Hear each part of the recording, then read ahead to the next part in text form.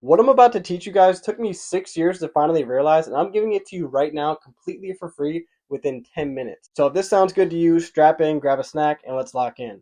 But quitting's not a fucking option. You have already been infected with this.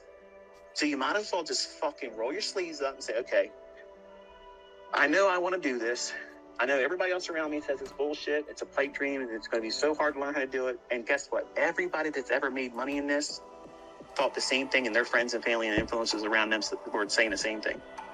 What was different? I'm about to teach you guys how I made $4,000 trading the NASDAQ this week with one singular trade. And by the end of this video, your perspective on trading will be completely changed forever. Now, you see, let's dive into the problem first.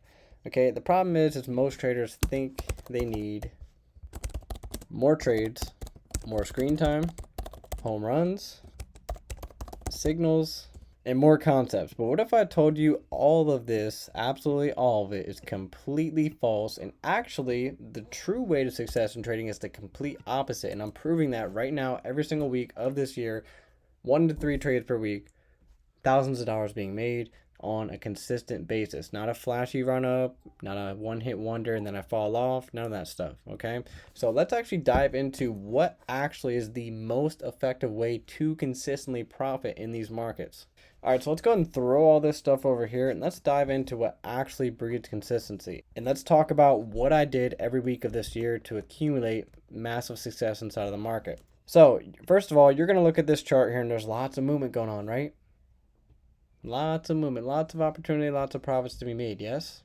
But the key to my success in this trading had nothing to do with me catching momentum plays, catching this huge sell-off, trying to pick the top, and getting like a home run trade that you see like this. What led me into my results this week started with having one data-backed model and staying true to that, blocking and ignoring everything else. So we kick off the week, and it's a really weird week, right? So we have Monday, really back and forth PA. Tuesday, once again, really choppy. If you go into the lower time frames, you'll see that even more.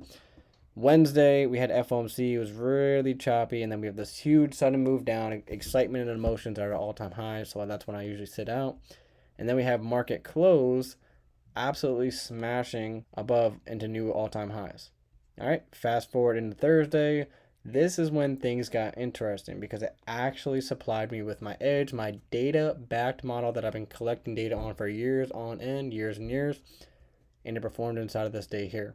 And what we're going to do is we're going to dive into that, teach it to you, show why exactly it supplies me with an edge and why I was so aggressive when I saw that moment in price. But first, before we do that, let's talk about what else led into my consistency over the last couple years. One data-backed model. Also, 1 to 3 trades per week. Oh, wait a minute. I'm clicking off the video, right? It's completely the opposite of what you heard, right?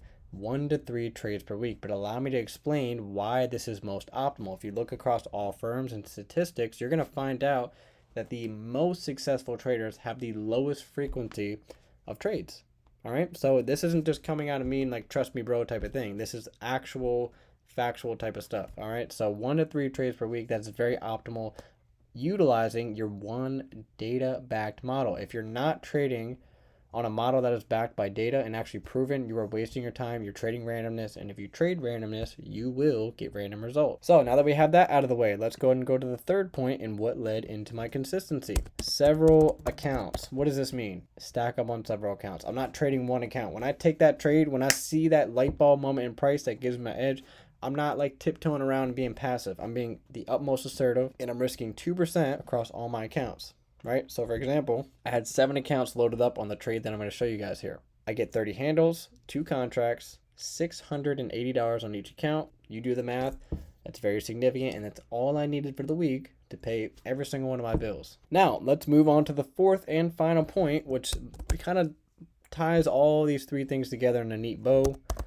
Okay, and this is going to be the classic cliche, patience and discipline. Here we go with another patience and discipline lecture, but let me explain, guys. Patience and discipline is what powers your data-backed model. Without patience, without discipline, if you're an indisciplined person, you're impulsive by nature, you give into FOMO, you give into instant gratification, none of these 3 things will matter at all. Patience and discipline is the utmost priority to power that data-backed model. Okay, so now that we know what actually breeds consistency versus what does not, and what is promoted on social media over here, let's dive into what actually supplied me with my edge here inside of this week. So starting on the hourly chart here, this is where I took the trade here on Thursday. There was a lot of movement, right? And you're like, oh, this guy probably caught the sell-off, huh? He caught this huge move and he went laughing all the way to the bank. You're wrong. I didn't even short on this day. I actually longed inside of this retrace. Now, the amateur way of thinking is initially going to say, oh, why not just short on a breakout? And it all goes back to these four things. Let's scale down to the 15-minute chart. Let's see what's going on here. Okay. I see that price runs down. Now, this is the classic moment where a lot of traders want to FOMO in, and this is where a lot of mistakes are made when we have one directional movement right out of the 9:30 opening right here. So 9:30 opens, it smashes down, but I begin to kind of sit up in my seat and like get a little bit more serious in price whenever I see it do this, tapping down into a high time frame key level. This is multiple things. This right here is a classic new week opening gap. There's an inefficiency in price like a magnet. We tap down into the high of it. At the same time we're tapping into that high, we also deliver a old balanced price range. So if you're not familiar with balanced price ranges, allow me to refresh your memory. Price creates sell side delivery, and as it creates a sell side delivery, it creates a fair value gap, this space and price, and then we have buy side delivery met straight through that.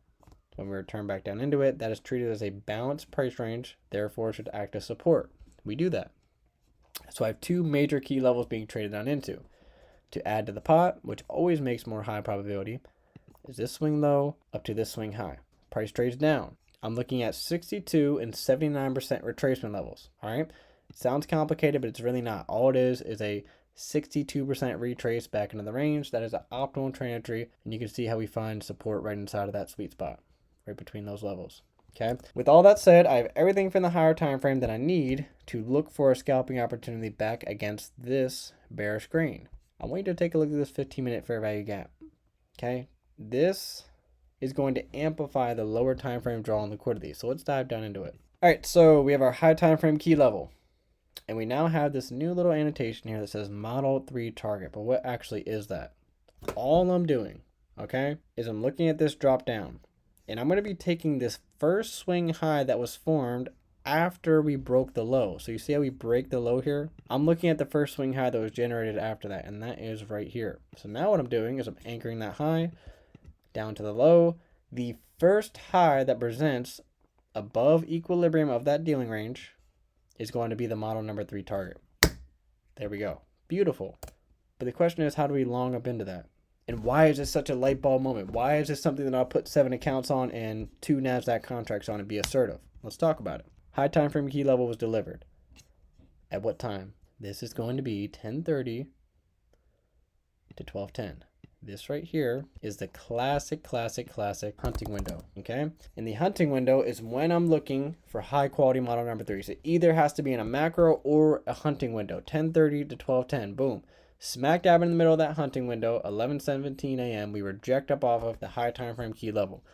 We drop down, have a failure to continue lower, and then we create that light bulb displacement. What is a light bulb displacement? We have 1, 2, 3 fair value gaps formed with this run up, and what a fair value gap looks like is this separation right here, here, and here. So with these being formed, these fair value gaps, that's showing me the aggressiveness of the displacement in the direction of the Model 3 target.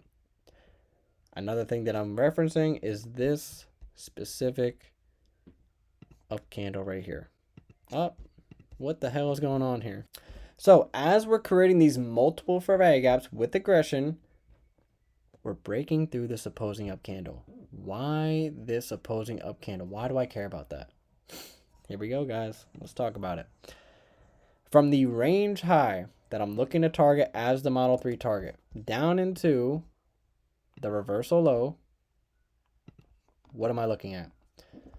The first up candle that shows itself above equilibrium of that dealing range, here we go, guys, is what I'm looking at. If we break through that with a body, that is the utmost confirmation. I don't need to see anything else. All I'm looking for at that point is to long on the retracement that presents after that light bulb displacement. So when we have that retracement, I'm longing that. What am I targeting? Model 3 target. That offers about 40 handles. And guess what? I was assertive on that. I used 2 contracts. I used 7 handles. $4,000, 1 trade, executing on the same exact thing every single time. This is never about getting lucky. It's not about one hit wonder. It's not about chasing momentum and getting that lucky, dopamine hit. None of that. None of that stuff will breed consistency and pay you 10 years down the line, 20 years down the line. What will pay you 20 years down the line is consistently sticking to the same exact edge and data-backed model inside of the market. And that's what I'm showing you right here. One of these per week is all I need. 1 to 3 is optimal. 1 is all I need. So I hope you guys found this one useful and insightful. I'll see you in the next one. Be safe, be easy, and definitely use this knowledge to your advantage. All right? Peace out.